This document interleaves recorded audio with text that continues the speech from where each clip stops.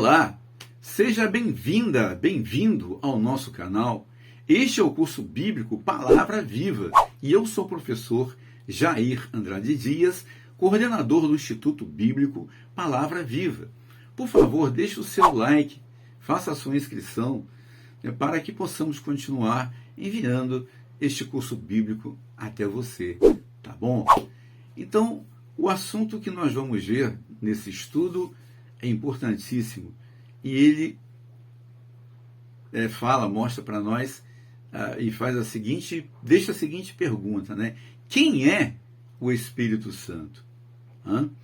Então, o Espírito Santo ele não é apenas uma força ou uma unção, ou um vento, ou fogo, coisas assim desse tipo, né? Esses são modos de apresentar, explicar as ações características, né? O propósito, né, do Espírito Santo.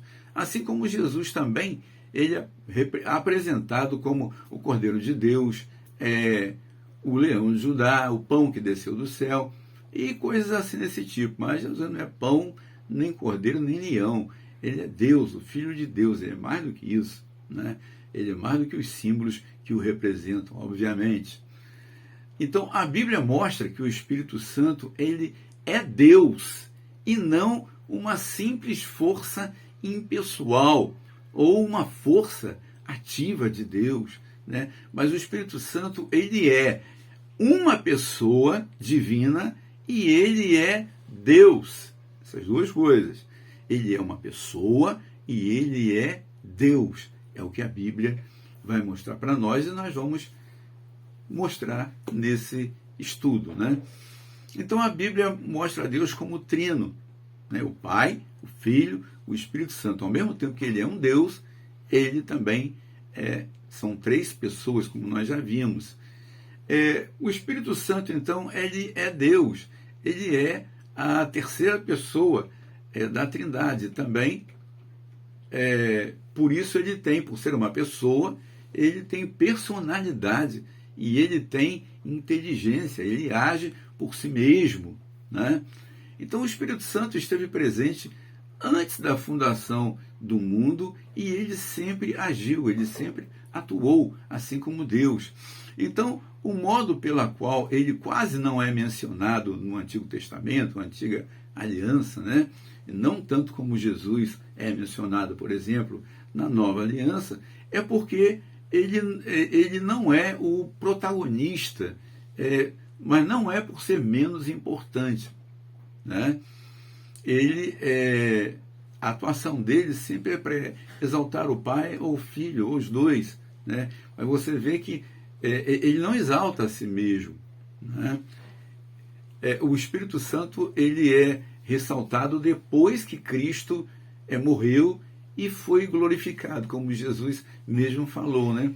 Então, a unção e a sabedoria e o poder do Espírito Santo, ele é liberado quando a pessoa se abre para Jesus, né? Recebe a Cristo como Senhor e Salvador. Amém? Então, a atuação do Espírito Santo. Bom, no Antigo Testamento, né, prevalece a atuação de Deus Pai, como Criador Todo-Poderoso, né, que age em favor do seu povo e tudo mais. O Espírito ainda não tinha sido revelado, liberado, né, nem o Filho também no Antigo Testamento, né, mas é no Novo Testamento onde o Espírito Santo ele tem maior proeminência, né, porque aí ele vem também para substituir e agir junto com a igreja, né? E ele tem maior evidência depois que Cristo morre, ele é glorificado, então Cristo é glorificado, então o Espírito Santo ele agora é mostrado mais claramente. Veja bem, não é que antes, no Antigo Testamento, o Espírito Santo não agia, ele agia sim, como ele age também no Novo Testamento, tá? Ele é Deus, tá? Então ele agia tanto no Antigo Testamento, que não foi muito mostrado, e no Novo Testamento, que é mais mostrado. Mas no Antigo Testamento ele não era muito mostrado, não é porque ele não agia, É porque é como que ele ficasse mais nos bastidores, deixando o Pai aparecer. E no Novo Testamento, deixando Jesus. Ele vem para ressaltar a pessoa de Jesus, tá? Mas ele é Deus. Então, ele atuava e ele atua no Novo Testamento, mas não tão aparece tanto, né, como pai como filho, né? Os profetas falavam sob a inspiração de Deus, ou debaixo da inspiração de Deus, né?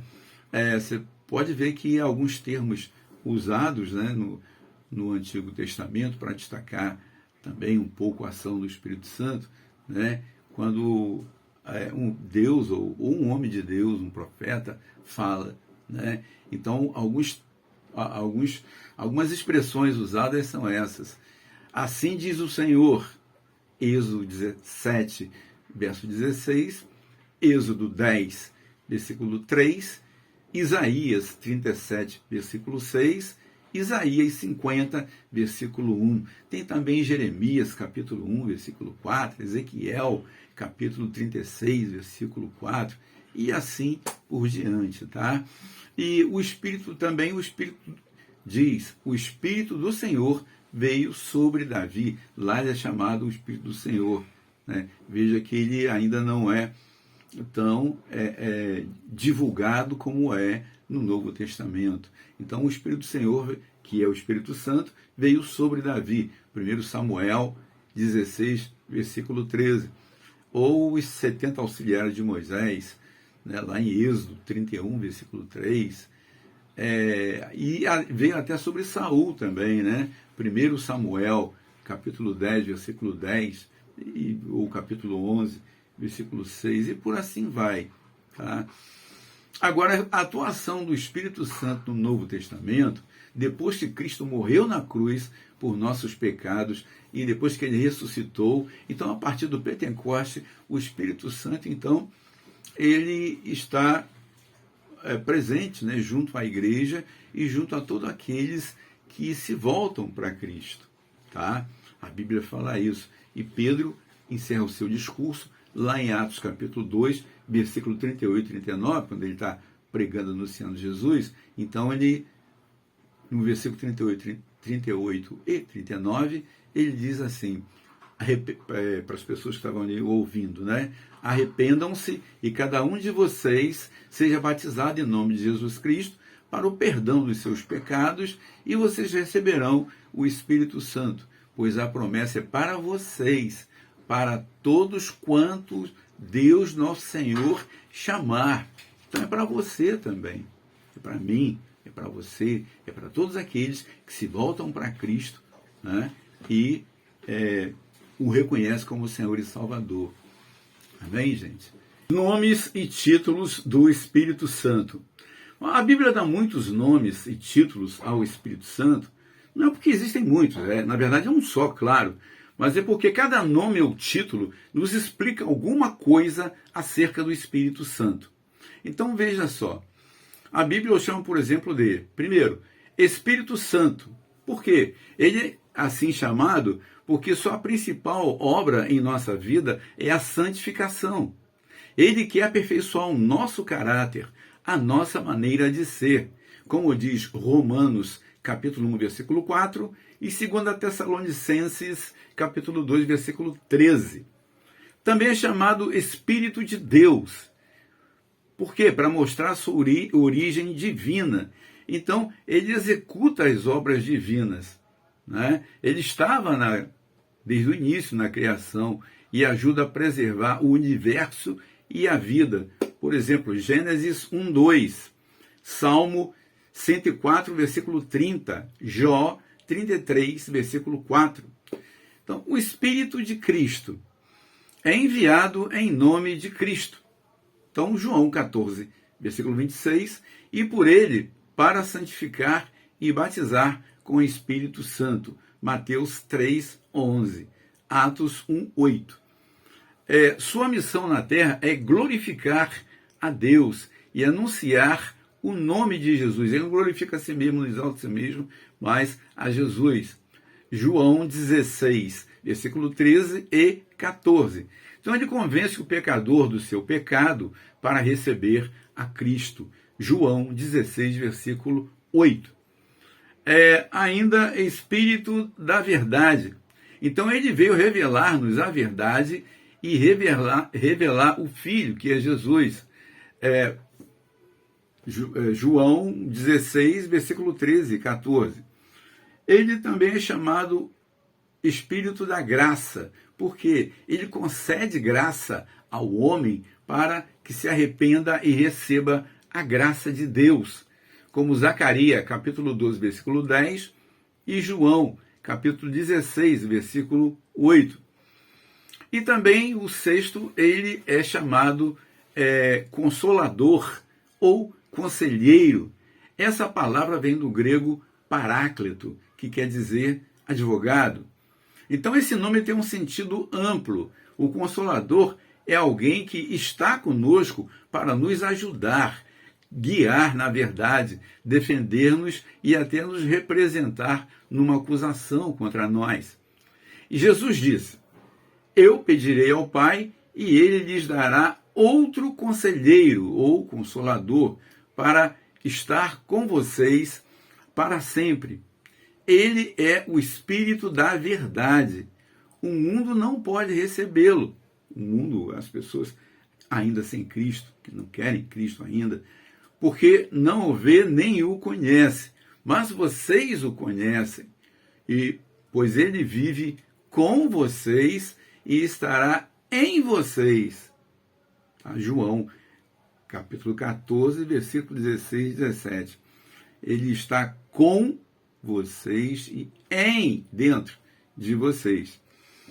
Agora, os símbolos do Espírito Santo. A Bíblia usa vários símbolos para representar o Espírito Santo, o Espírito de Deus. Por isso, na Bíblia, a ação, o efeito ou característica do Espírito Santo é comparado, por exemplo, a água, pomba, óleo, fogo, etc. Mas o Espírito Santo ele não é fogo, nem é água, nem é óleo, né? O Espírito Santo é uma pessoa e é Deus. Mas esses símbolos, né, apenas eles representam, explicam quem o Espírito Santo é, servem para aclarar, né, a nós quem é o Espírito Santo.